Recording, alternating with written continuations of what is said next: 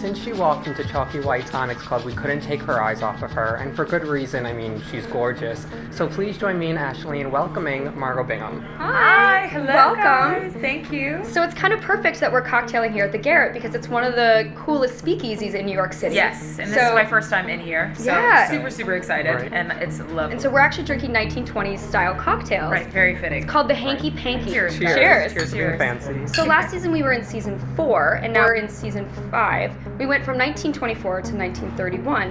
How has the fashion style kind of changed in that jump? It's totally different. I mean, in a way, you know, when they first introduced me, they wanted to kind of introduce me as something that was new and fresh, and I think that caught a bit of Chalky's light and glitz. You know, wanted to kind of be like a bit of a shiny toy for him. I think that they kept me in a lot of the gold hues and a lot of the ambers, and they dressed me to perfection with the colors and matched it really, really well, cinematography and lighting. And but the dresses were beautiful. A lot of them were knit.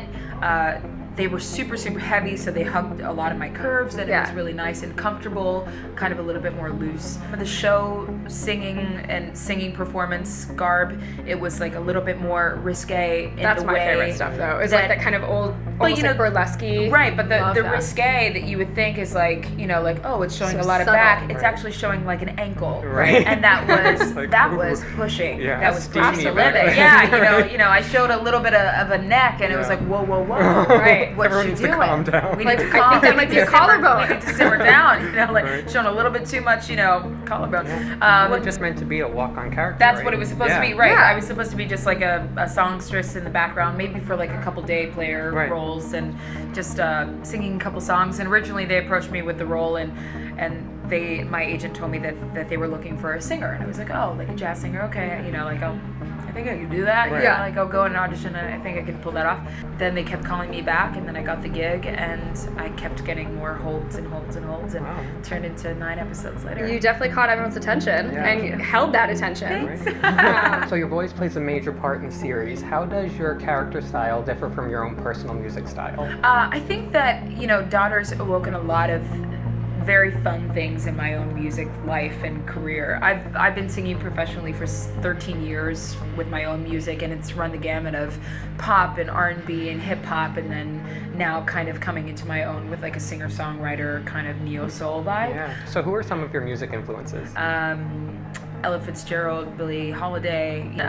I could go on and on and on. The 50s were exactly where I fantasized my whole jazz alter ego being. 40s and 50s, but So tell us, are there 3 things in your closet that you can't live without? Yes. Clothing or jewelry or anything. I have a pair of shoes that are like my black go-to heels. Yeah. That I just can't. Like I have to take those with me.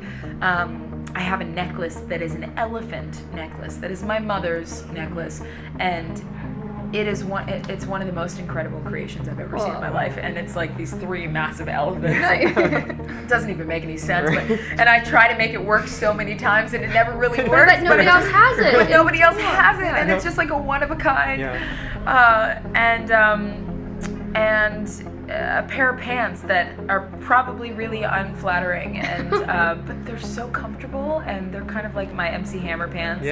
But you know, harem pants are totally in. You know, they're so in. Rock you know, like, and I was talking to a male friend of mine, and he was saying that, you know, girls' pants have gotten baggier and guys have gotten smaller. 100%. And I think that's in good reason. Right. It's about time. Yeah, it's about time, guys. Show a little more skin, would you? So, 1950s or 1920s? 1920s. Miley Cyrus or Madonna? Ooh, man, that's a hard one. What Miley? Oh, current Miley. Oh, Madonna. Yeah. Ella Fitzgerald or Diana Ross? Oh, man. Ella. Yes. Sorry. Good choice. Sorry. All right. His dog is named after Ella, so that's a very good choice. Good. Okay, good. I'm with you. Jazz or blues? Blues. Diamonds or pearls? Diamonds. So there's 2 more episodes of Boardwalk Empire left. Can you tell us anything about wrapping up season 5 and kind of what we can expect from the last 2? Boardwalk has been such an integral part of my life and it's changed my life, you know, and I'm really thankful for everything that it's brought into it. It was really heartbreaking. So I think that the next couple episodes, it's almost a relief that I'm out of it, because now I can really I can really pay attention as a viewer instead of being so emotionally connected and invested. Even though I'm still rooting for all my friends that are on screen. But it's a toss up. I don't know where it's gonna go. I only get my portion of the script, so anybody else's characters, I have no idea what happens. So when you guys are watching it for the first time, I'm watching it for the first time. Very cool. And it's just as exciting for me. Yeah. So, Tell us what we're gonna see you in next. I just wrapped a TV show in LA called Matador. It's Robert Rodriguez's new network on El Rey Network. So that's really exciting to be working with Quentin Tarantino and like the whole crew. And I mean, Robert Rodriguez is Sin City. It's like it's huge. And then starting out with a new movie starting in the beginning of November in Detroit. It's actually a great script. It's called Destined, and it's a beautiful script, and it's a very rewarding project to be a part of, and we're going to be talking to a lot of different students in schools, and has a lot to do with the inner city of Detroit, and the director is actually from there as well.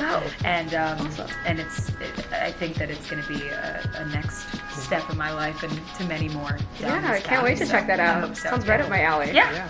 Thanks so much for cocktailing with us today. Thank you guys so much. This was truly my pleasure. Be sure to check out the last 2 episodes of Boardwalk Empire on Sundays on HBO and stop by the Garret in New York City.